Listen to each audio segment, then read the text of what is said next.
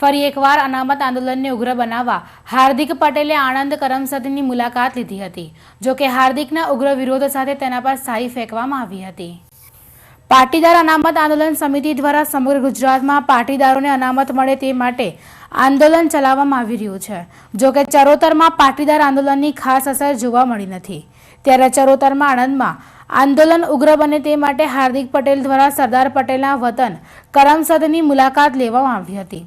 જો કે હાર્દિક પટેલ કરમસદમાં આવવાનો હોય કેટલાક સ્થાનિકો દ્વારા હાર્દિક પટેલ ગો બેકના પોસ્ટરો કરમસદમાં લગાવવામાં આવ્યા હતા અને હાર્દિક પટેલના વિરોધમાં સરદાર પટેલના કુટુંબના એક સભ્ય પણ જોડાઈ ગયા હતા અને તેઓ દ્વારા પણ હાર્દિક પટેલનો વિરોધ કરવામાં આવ્યો હતો।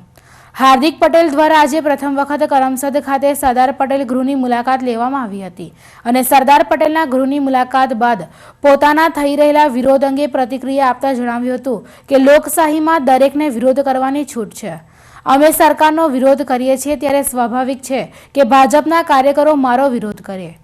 વધુમાં ગૃહ રાજ્યમંત્રી પ્રદીપસિંહ જાડેજા પર થયેલા હુમલા સંદર્ભે જણાવ્યું હતું કે આજે વિધાનસભામાં ગૃહમંત્રી પર હુમલો થયો છે, ત્યારે નારાજ ભાજપના કાર્યકરો મારો વિરોધ કરી રહ્યા છે। અમે આવ્યા એ પહેલા ઘણા બધા પ્રકારના વાદ વિવાદ નિવેદનો જોયા, મેં ઘણી જગ્યાએ બોર્ડ બી જોયા, ખૂબ આનંદ થયો। વિરોધ કરી રહ્યા છે કેમ કે હું કોઈ રાજકીય પાર્ટીનો નથી, છતાં પણ વિરોધ કરે એટલે ક્યાંક આનંદ થાય મને। બીજી વાત કે જે પ્રમાણે વાતચીત કે સરદાર સાહેબના પૌપુત્ર સમીર પટેલ દ્વારા વિરોધ કરવામાં આવ્યો, લોકો કે કરમસદની અંદર છે, સમીરભાઈ તો અમેરિકાની અંદર છે। અને બીજી વાત કે ક્યારે પણ સરદાર વલ્લભભાઈ પટેલના પરિવારમાંથી કોઈએ પણ અનામત આંદોલનનો વિરોધ નથી કર્યો। બીજી વાત કે આજે જે ભાજપના કાર્યકર્તા વિરોધ કરવાના હતા, તો વિરોધ કરવાનો દરેક લોકોનો અધિકાર છે।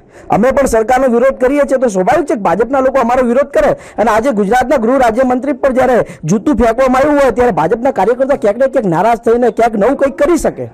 પણ આજે આનંદની વાત છે કે આજે જન્મભૂમિ પર આવ્યા છીએ, એ નિર્માતાની ભૂમિ પર આવે છે જેને અખંડ ભારતનું નિર્માણ કર્યું છે।